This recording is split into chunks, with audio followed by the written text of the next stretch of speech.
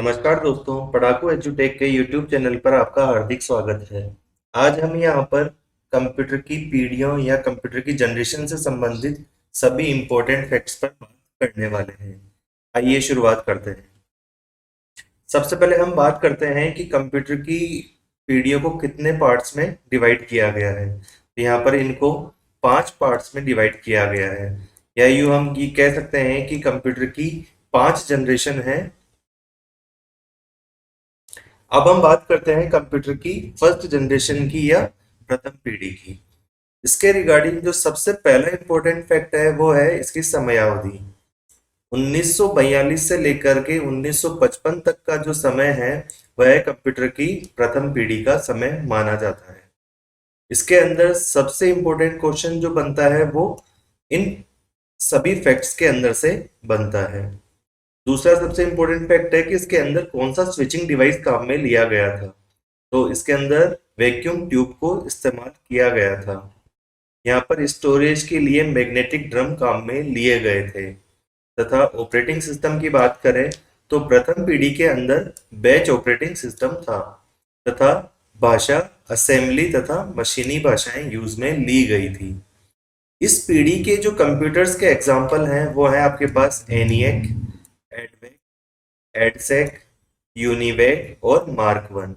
ये सभी कंप्यूटर प्रथम पीढ़ी के उदाहरण हैं। अब यहाँ पर क्वेश्चन किस तरीके से पूछा जाता है कि बताइए एनईए कौन सी पीढ़ी का कंप्यूटर था। इसी तरीके से एडवेक या एडसेक या यूनिवेक कौन सी पीढ़ी के कंप्यूटर कहे जाते हैं। यहाँ पर दूसरा क्वेश्चन बनता है कि वैक्यूम ट्यूब कौन सी पीढ़ी के अंदर काम में लिया गया था, या यूं कहें कि इस पीढ़ी का स्विचिंग डिवाइस कौन सा था। आदि सभी इसके अंदर इंपॉर्टेंट क्वेश्चन बनते हैं। आइए अब हम दूसरी पीढ़ी की टॉपिक्स के ऊपर बात करते हैं। इस पीढ़ी की जो समयावधि है वो है 1955 से लेकर के 1964 तक। इस पीढ़ी के अंदर जो स्विचिंग डिवाइस काम में लिए गए वो थे आपके पास ट्रांजिस्टर। इस पीढ़ी के कंप्यूटर्स के अंदर स्टोरेज के लिए जो डिस्क काम में ली गई वह चुंबकीय टेप या चुंबकीय डिस्क थी। इस पीढ़ी के अंदर ऑपरेटिंग सिस्टम मल्टी प्रोग्रामिंग था। इस पीढ़ी के अंदर जो भाषाएं काम में ली गई वो थी बेसिक और कोबोल। अगर हम इस पीढ़ी के कंप्यूटर्स के एग्जाम्पल की बात करें तो वो थे IBM 700, IBM 1400, IBM 1600, CDC 1604, इसी तरीके से CDC 3000।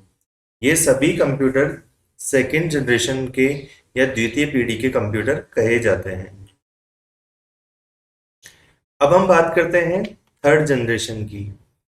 इस जनरेशन की जो ड्यूरेशन थी वो थी आपके पास 1964 से 1975 तक।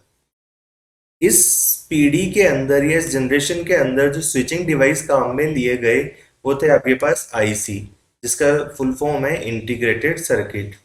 इंटीग्रेटेड सर्किट के अंदर क्या होता है, एक छोटे से एरिया के ऊपर काफी सारे सर्किट्स को प्लेस कर दिया जाता है। तो उस कंबाइंड सर्किट को इंटीग्रेटेड सर्किट कहा जाता है। इस पीढ़ी के अंदर जो स्टोरेज डिवाइसेस काम में लिए गए वो थे आपके पास मैग्नेटिक कोर। इस पीढ़ी के ऑपरेटिंग सिस्टम टाइम शेयरिंग और मल्टी प्रोग्रामिंग थे।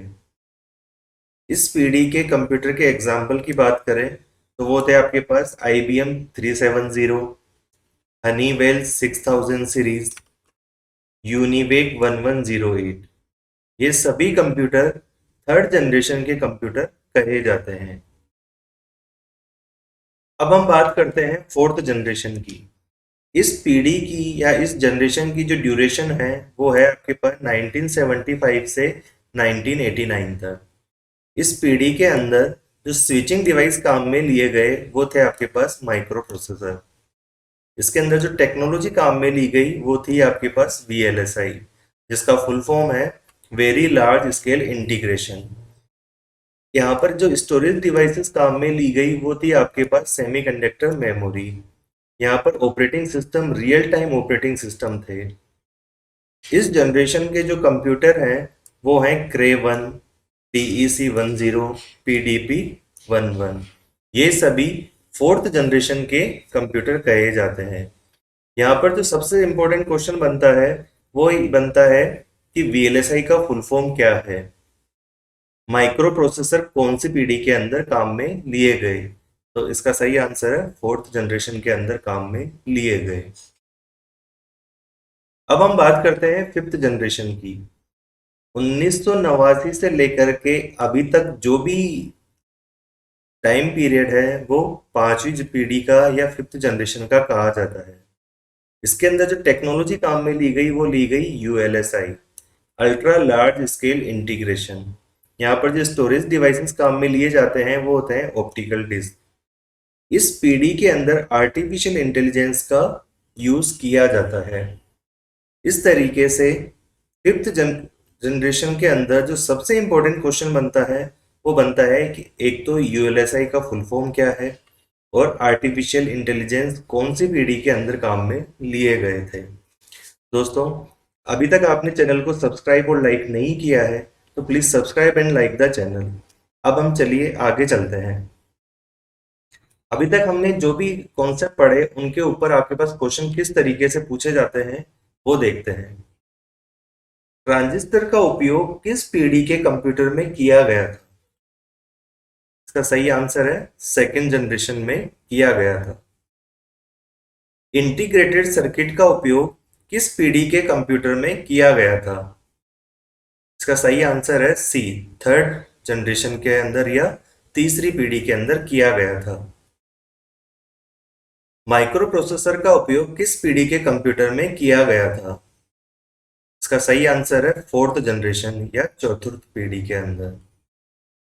आर्टिफिशियल इंटेलिजेंस का उपयोग किस पीढ़ी के कंप्यूटर में किया गया था? इसका सही आंसर है फिफ्थ जनरेशन के अंदर या पांचवी पीढ़ी के अंदर। कंप्यूटर की प्रथम पीढ़ी की समयावधि है। इसका सही आंसर है 1942 से लेकर के 1955 तक। कंप्यूटर की द्वितीय पीढ़ी की समयावधि है। इसका सही आंसर है 1955 से लेकर के 1964 तक।